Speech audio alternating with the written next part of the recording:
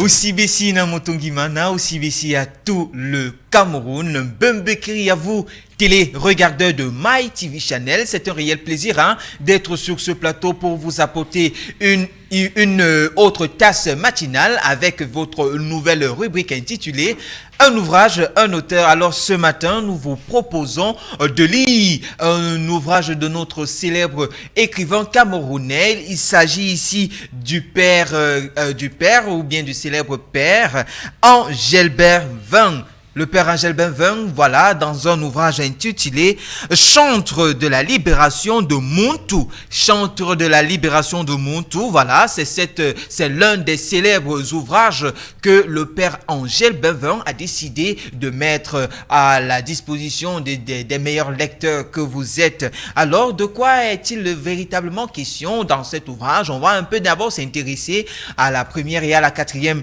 de couverture de cet ouvrage. Vous aurez donc un mélange du rouge et du blanc et accompagné également du noir. Que signifient justement ces différentes couleurs? Le père Engelbert Vin ne cesse donc pas d'apporter une lumière à toutes les différentes possibilités ou alors à différents axes de lecture qu'il essaye justement de traiter de fond en comble dans son ouvrage intitulé comme ceci, Chantre de la libération de Muntu. Relecture plurielle de son œuvre. Voilà, le père Engelbert Vin, c'est un célèbre écrivain, célèbre auteur camerounais, nous le savons. Alors, au niveau de la quatrième de couverture, vous pouvez apercevoir comme ceci un bref résumé de cet ouvrage. Et sur la première de couverture, l'image même de cet homme de lettres, cet homme de littérature, c'est une histoire monument même du Cameroun, on peut le dire ainsi.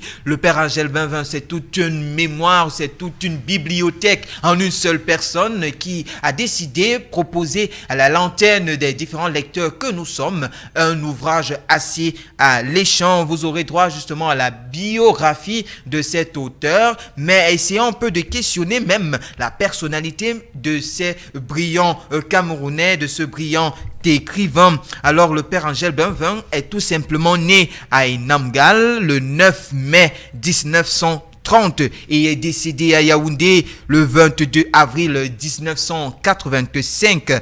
S'agissant donc de ces différentes des différentes informations concernant l'homme en question, Engelbert Vin est né le 9 mai 1930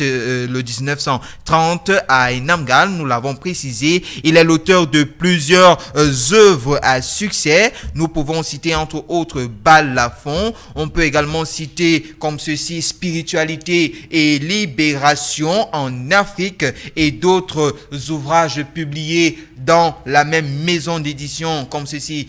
Certainement, il y a Présence africaine, il y a Édition Clé Yaoundé avec le célèbre ouvrage intitulé Balafon qui retrace comme ceci les méandres de notre histoire, de notre civilisation et les différentes cultures apportées par différents continents, la Chine, la Russie, l'Amérique, voire même l'Afrique.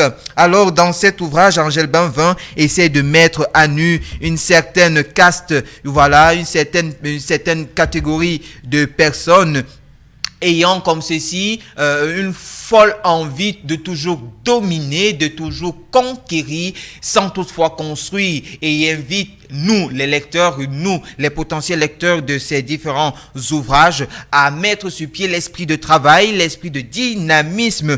Tous ceux qui ont un cœur, tous ceux qui ont à cœur la mise en valeur du potentiel de l'Afrique dans les domaines artistiques, anthropologiques, spirituels et même théologiques liront page après page l'ouvrage même de ce célèbre écrivain intitulé comme ceci, Chantre de la libération de Muntu. Alors, charmants téléspectateurs de votre meilleure télévision, My TV Channel, nous vous souhaitons tout simplement une très bonne lecture accompagnée de votre célèbre matinale Bembekiri.